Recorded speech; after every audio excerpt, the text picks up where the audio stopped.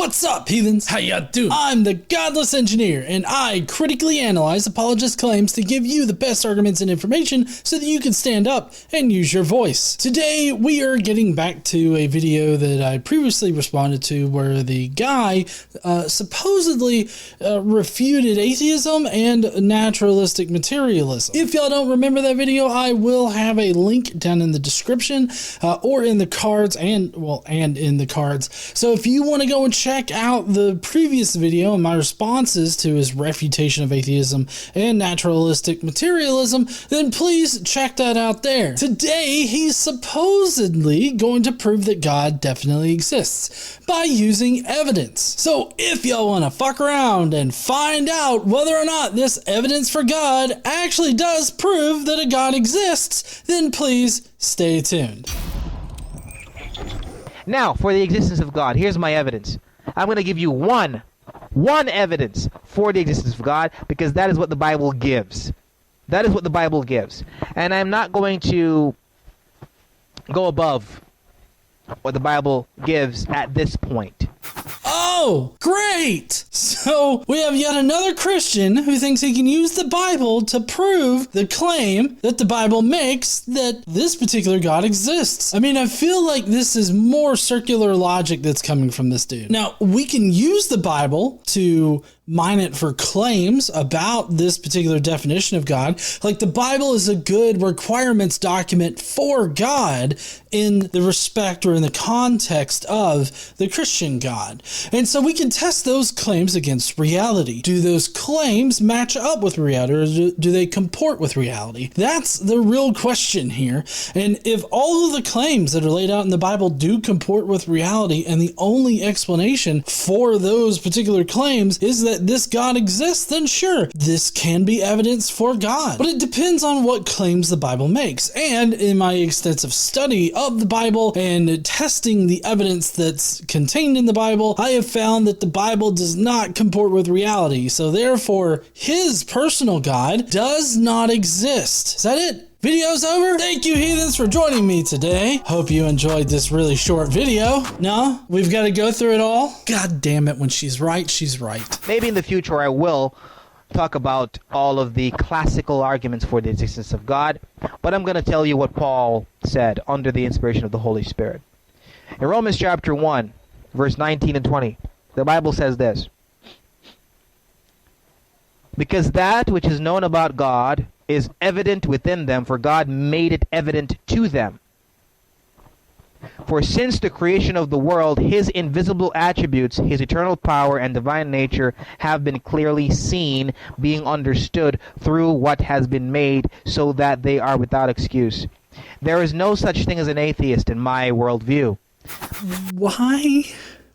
Why is it that these religious people never seem to really listen to the fucking words that they're reading off of the page? I don't understand it. Like, if something were to tell me, oh, the invisible things right here are clearly visible, like, I would question that. Like, that would be like, I don't know if I understand what you mean by this. This seems a bit fucky here, you know? Because, like, I get it that there are some invisible things that we can detect in other ways, like X-rays, gamma radiation, all this other shit that can't be readily seen with the naked eye, but we can detect them in other ways. What you don't say about those things is that you can clearly see that shit with the naked eye. I feel like that's what's being communicated in Romans there, the thing that he read off, which is basically a just, look at the trees type of argument. Look at the trees is never going to be convincing. We have natural explanations to explain why the natural world is the way that it is. We have natural reasons to think that the world developed naturally, which means that there's no room for a God in that. There's no room for a God in the water cycle. We don't need God to explain the water cycle. We don't need God to explain why water changes states. And if you're curious,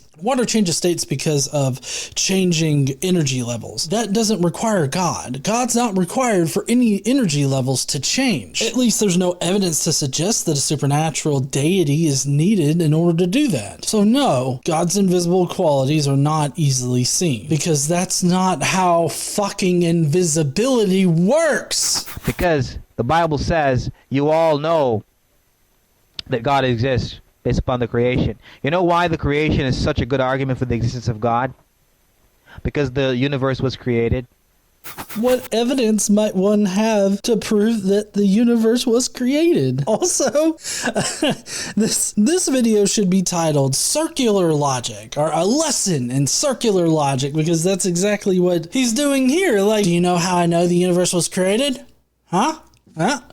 Because it was created. Hot diggity damn! Like, this is not persuasive. Like, just saying that the universe was created does not prove that the universe is created. I don't feel like this guy gets that. Also, I forgot to comment on the whole atheists don't exist in my worldview. And that's due to something he said in this section, and that's that he thinks that God has created everybody and has revealed himself to everybody, you know, through the trees, I guess. But in his worldview, there are no atheists, because atheists just reject God because we don't want to believe in him. And I can assure you, that's not the case for me. It's not that I don't want to believe in God. It's that the evidence doesn't support his existence. So I just don't believe.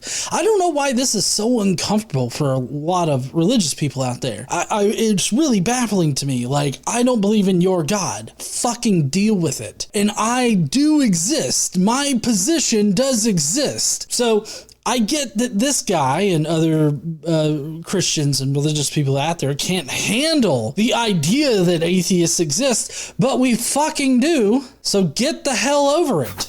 It was created. The scientific community that says that nothing exploded and then everything came into existence, and that it's an unguided, purposeless, matter in motion, evolutionary process, and everything is random, is not science, because science is based on induction, that the future will be like the past. And if you believe that everything around us is random, then you have no basis for expecting that everything that happened yesterday regarding the laws of nature is going to act the same tomorrow. You have no basis for that. Well, this isn't true, because we have uniformitarianism. This is the scientific theory that, you know, things operate the way that they did in the past, and they will continue to operate in the same way that they do in the future. And this is kind of the basis of scientific inquiry, which is something that he tried to, you know, relate to in this section. But he thinks because we don't consider the universe to be guided by some supernatural bearded wizard, that means that we think it's all just random and it just happens randomly. And so, like, you know, you can't trust the laws of science because everything just sort of haphazardly fucking works. And that's not how science works, and that's not how a universe without God is thought to work. A universe without God is thought to operate exactly like a universe that we exist in now, because the laws of nature, the laws of science, they operate this fundamental thing that these laws describe. It operates regardless of whether or not we are here or any kind of intelligent being is there. They just operate. It is something that I've said in the past. Nature is just gonna fucking nature, okay? That's how nature operates, regardless of intelligent beings or bearded wizards. So while a worldview that is atheistic in nature, that is based on science, doesn't say that, like, all of this is just randomly happening with no structure to it whatsoever, we don't say that. But I would contest that his worldview means that we can't do science reliably, because his worldview does have God randomly popping in at various points to do things physically here on Earth and in reality that break these laws of physics. If that is the case, and God can at any point decide to do that, then it seems like you can't exactly trust science to operate, or the natural world to operate, and science describe the natural world 100% of the time. Now, of course, science is ever evolving. We're changing principles of it and scientific laws and everything everything of that nature. Like we're constantly adding to and changing our perspective of reality. So we don't ever expect science, I guess, to 100% describe all of reality. But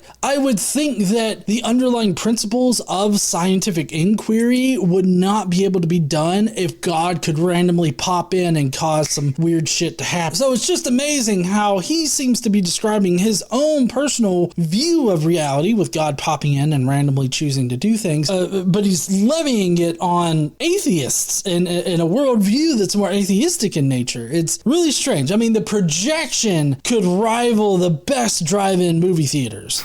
I have a basis for that because I'm a Christian and I believe in God who upholds all things and keeps everything the way that it's supposed to be. I can expect that tomorrow gravity will act the same way it did yesterday. Why? Because God upholds all things. You don't have a basis for expecting gravity to act the same way tomorrow. Why? Because you believe or you think that everything is random. We live in a purposeless, unguided, undesigned universe. See, that couldn't be farther from the truth. And also, I would contest this whole idea that God upholds everything. For one thing, you need to prove that. That's just a claim. And so you have to provide evidence that suggests that God, or this bearded wizard in outer space or the sky or another dimension, wherever in the fuck he might be laying up right now, is needed for natural laws to continue working and operating the way that they always have. Now, that's number one. Provide fucking evidence. Okay. Number two, there are various portions in the Old Testament specifically that violate natural laws and violate our understanding of reality. Of course, he would say, well, it's God. He can violate reality if he wants to. And I'm agreeing with you. Yes, that's true. Your definition of God has God violating the laws of reality whenever he sees fit. So how does that mean that you are the only ones that can do science? If God can choose randomly to just not have the laws of physics apply anymore.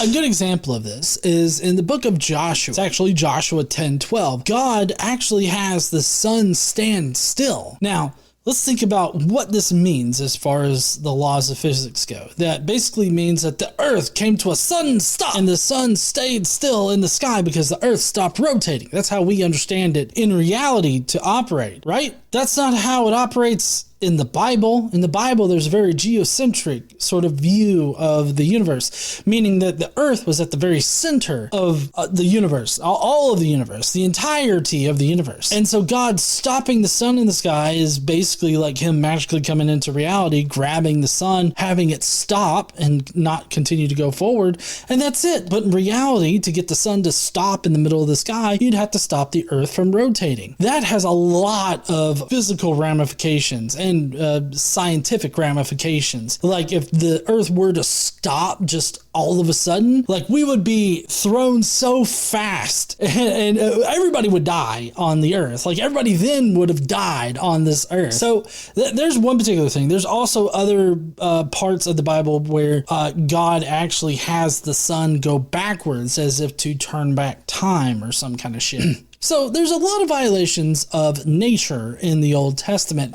God randomly popping in to just do different things than we understand nature to do. So my contention is that this guy actually can't justify science or scientific inquiry or the basic principles of science on a Christian worldview, considering the ramifications of a Christian doctrine, whereas on a more secular type of worldview, you find that you don't need this God to explain anything in nature because nature's just gonna nature. And also that shit in the Bible didn't actually happen. And that's because it violates the natural order of things, the way that nature works. Those are violations of it. This is actually one of the points that convinced me away from the Christian God. Because if the Christian God can randomly pop in and change how physics works at his whim, then there's no way that we can absolutely know that gravity will always work in this particular way or that particular way. Or, we can't actually do a lot of science. Now, that's not to say that science can't be done by Christians. Science obviously can and has been for a long time. So I'm not saying that scientists can't be Christian or they can't do science as Christians. What I'm trying to say is that the reason why science is a very secular effort is because if you try to apply science to the Bible, you're going to get fucked. That randomly came into existence out of nothing. Yeah, that's something that he said earlier, is that this worldview of like the universe just exploding out of nothing or something coming out of nothing. That's obviously a misunderstanding of the Big Bang Theory. The Big Bang Theory, like Big Bang, describing it as a bang or an explosion is actually a misnomer, originally coined to like make fun of the idea. But as we all know now, it was more like an inflation event. The universe inflated. And we have explanations for the inflation of the universe, mainly the fluctuation in a quantum scalar field from a false vacuum state into a true vacuum state that released an immense amount of energy, which caused the universe to inflate. It inflated with an immense amount of energy. It was so hot and dense at the very beginning of the universe that not even light could travel through it, not even atoms could form. It took a while for, shit to start forming and developing and everything like that, but it eventually did. So that's technically what the worldview that's atheistic, that's how we would explain the beginning of the universe. Not that it was created, it's just a product of nature. It just happened. He also is very keen on continuing this portrayal of a secular worldview as it just randomly happening, things randomly happening. That's not actually what would be part of a secular or atheistic worldview. So, he just has a fundamental misunderstanding of what we even think. But I believe that the universe came into existence out of something. You believe that life came from non-life. I believe that life came from life. You believe that intelligibility and intelligence came from non-intelligibility and non-intelligence. I believe that life came from intelligence and intelligibility. Everything I just said on my perspective is scientifically accurate. No, everything that he said is not scientifically accurate because obviously we've been able to show a lot of different steps in abiogenesis and the formation of life here on Earth. And we also know that if life formed here, then more than likely it has formed in other places. So his whole idea that everything that he just said was scientific is just fucking hogwash, because he claims that only intelligence can come from intelligence. Now, this is a presupposition, because he's just presupposing that it's this way, not that it actually is this way. And if you consider how evolutionary theory explains the diversification of life here on this earth, you'll understand that life originally started out non-intelligent. Like, it wasn't intelligent life. Like, it had to evolve over billions of years in order to get to the point of being intelligent life. So, he's just fucking wrong at every goddamn turn. Can prove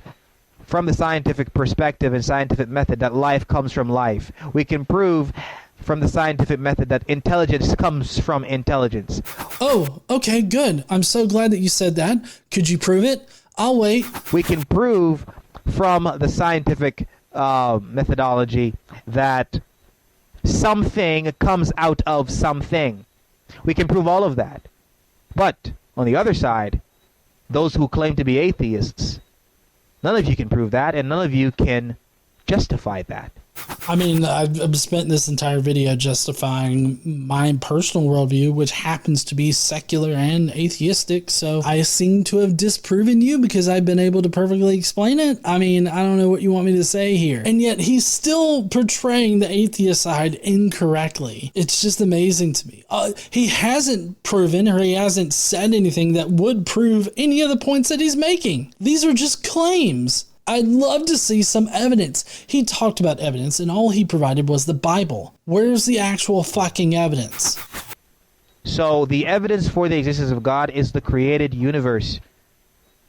Oh, okay. Well, we already dealt with that. That's not evidence. Do you got anything else? Like up your sleeve or something? Like, could you provide some real evidence? Because generally gesturing at the entirety of reality is not evidence of anything. Like, how do you know God exists? Well, fuck, who did all this? Well, if you're talking about the studio that you're in, or that you've sort of built in the corner of your room, man made that. If you're talking about the universe in general, then nature explains all that. What else you got? That's the evidence that the Bible gives you, And that is sufficient evidence for you to believe that God exists. No, it isn't, because we don't have any kind of evidence, and he hasn't presented any kind of evidence that suggests that nature is dependent upon God existing. All he said is basically like presented an axiom. He's just said, oh, well, God is needed for nature to operate. What evidence do we have for that? Is there a process out there that only makes sense if we explain it with God did it? Is there one? He might point to like life emerging. We have natural explanations for life emerging. Anything that he could bring up, we have natural explanations for it. The universe existing, we have natural explanations for it. The diversity of life on this earth, obviously we have explanations for it. So, I don't know what he thinks out there proves that God is necessary for nature to operate, but he's pretty much just claiming that nature needs God and thinks that he doesn't have to go any further than that. And that's just lazy argumentation. If you don't believe that God exists, you are equivalent to someone saying that there's a painting, but there's no painter. There's a watch, but there's no watch designer. No, we're not saying that. For one thing, if paintings had natural explanations, then we would say no, paintings don't necessarily require a painter. A painter is a possible explanation, but there's also this natural process over here. Of course, that doesn't exist, right? We don't have natural explanation for paintings just popping into existence out in the open field or anything like that, or nature producing a painting. Now, there is the case of nature producing beautiful arrangements or beautiful designs. We find that in nature, but those are natural designs, and it's not required, a god is not required in order for those designs to exist. Those designs existed probably, depending on the design we're talking about, but they would have existed with or without us and with or without God, because that's just how nature operates. So that can't be evidence that a God exists. There is complexity and design in our DNA, but there was no designer. This also is not true. The whole idea that our DNA needs a designer. DNA is a complex molecule. It developed from the basic laws of chemistry. It developed naturally without a guiding hand or anything like that. So we don't have any indication that a magical wizard is needed for DNA to exist. We have natural processes to explain it. We have natural processes to explain how it operates now. There's no room whatsoever for God in that equation, other than some kind of argument from ignorance. I don't know how DNA operates and it does the weird things that it does, so therefore a magical wizard is the best explanation. I'm sorry there, Cletus. It's not. And that is ludicrous. That is ludicrous. And lastly, if the evidence that you're demanding from us Christians about the existence of God is a natural form of evidence. Okay, I don't know what we're getting into the specifics about the types of evidence, but as far as types of evidence go, I wouldn't put natural form. I don't think that the supernatural exists, so I don't think that there's a supernatural form of evidence. And I also don't think that your feelings are evidence or personal experiences are evidence. Evidence is quantifiable, it's empirical. So, that's the kind of evidence that we need. I don't know if you want to call that a natural version of evidence or just a fucking normal definition of evidence, but that's what we're requiring here. I don't know why this is difficult. Then you are making a category error, because you are asking for physical evidence to prove a spiritual God.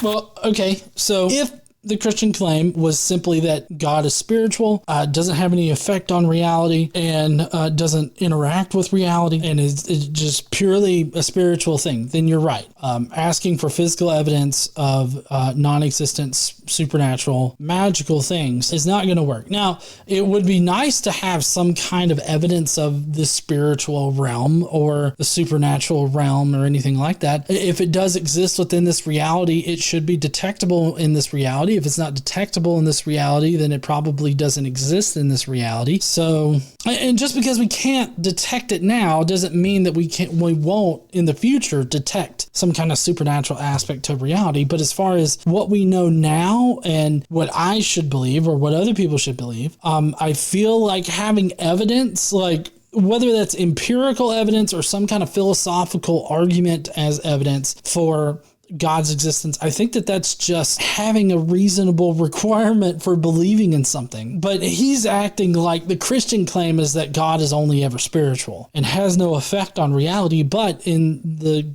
book, in the Bible, it has God interacting in reality. It has God interacting with his followers. It has God doing various things, like causing various things to happen in this reality.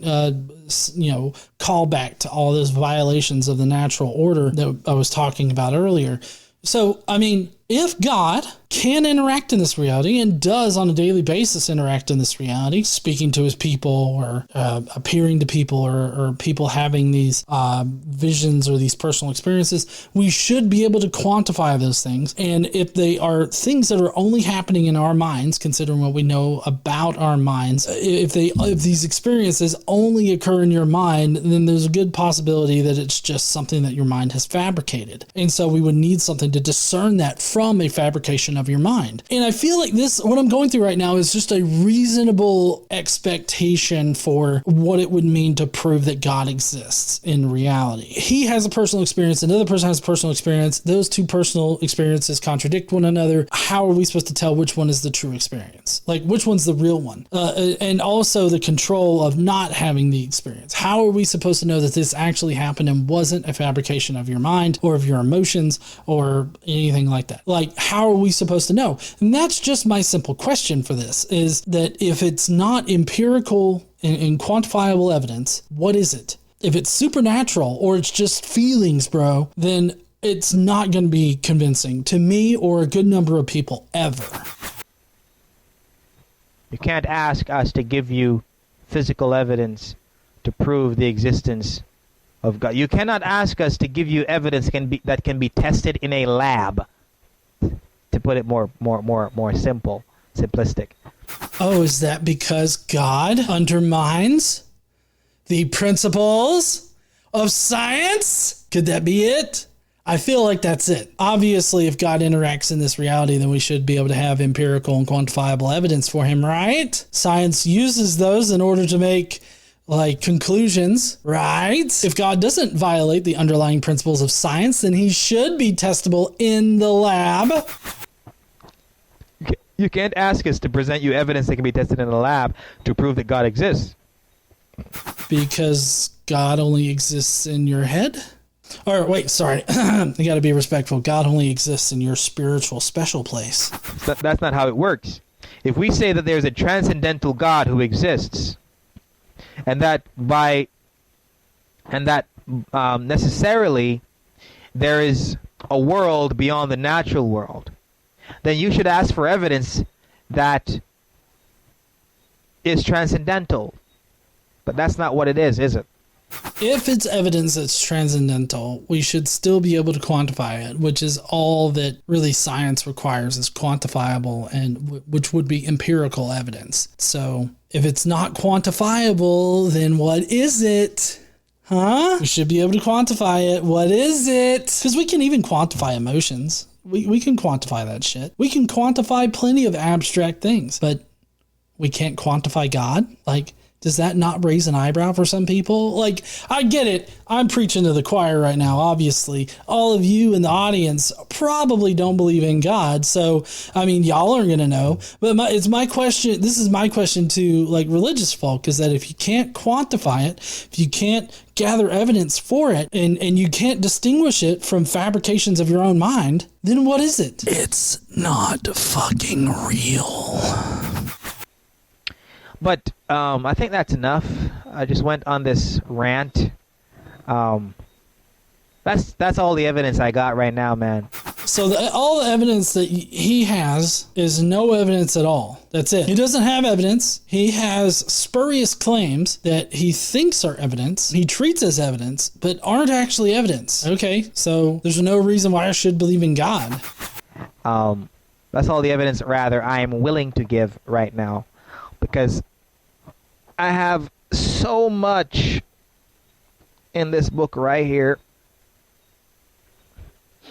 that I could have memorized, that I could have quoted about why we should believe that God exists. But I don't want to make this into a 1-hour video or 2-hour video. I want to end this now. And as I said, this is my atheism and secular humanism playlist. So there will be a lot more videos on this subject. But I wanted to respond to you. I don't know your name. I don't know if you're a man or a woman. But I just wanted to let you know that atheism is inviolable. The atheistic perspective of naturalistic materialism is self-refuting. And to reject that God exists is like rejecting that there's a painter who made a painting and rejecting that there's a designer who made a watch. It's equivalent. It's like me going to a beach and seeing a writing in the sand and said, oh, this happened randomly. This happened randomly. It's like me seeing a building and say, hey, there was no builder. It's, you see creation and like, there's no creator. It's ludicrous. It's crazy. It's false. And again, atheism is indefensible. Atheism is dishonest. Atheism is inviolable. There is no atheism. Just to be an atheist, you have to have all knowledge, and none of you do. So just throw that out the window. Throw it away. So that's it for his video. I mean, he does go on a little bit there at the end, but he just repeats things that he's already said, and he just pretty much doesn't understand atheism or secular humanism for that matter. But in any case, was thoroughly not convinced by this evidence for God. I think that this guy seems to think that his claims are evidence, and that while maybe claims can be evidence on occasion, regardless of that, his claims were not evidence. They were just baseless claims that didn't have any kind of supporting information behind them. They were not fundamental axioms. They were not anything that we have established, in science. He seems to think that atheists or a more atheistic or secular worldview can't explain why science works, but yet we do actually explain why science works. And it's because science and the things that underlie science do not require a magical wizard. None of it does. So I don't see how this can be convincing evidence. The only evidence he provided was the Bible. And the Bible has been proven wrong several times over. If you even just want to look at it from a naturalistic, scientific perspective, I mean, there's several things in the Old Testament that are just not reality. And those are things that should play heavy into your determination of whether or not the Christian God exists. Because if the Christian God has communicated to us that these things that can't happen in reality actually did happen in reality, and the only person to record this are people that he revealed himself to, I feel like that should make us question shit. But in any case, really appreciate y'all joining me today for this look at his evidence for God existing. Still not convinced, and I'm still in a search for good evidence for God. If you will, please go down below and let me know what you thought about this evidence for God. Do you think that it was sufficient? Do you think that maybe I should rethink things? Let me know down below in the comments. And while you're down there, why don't you smash that like button and subscribe if you like this kind of content. Don't forget to stand up and use your voice. Bye, heathens.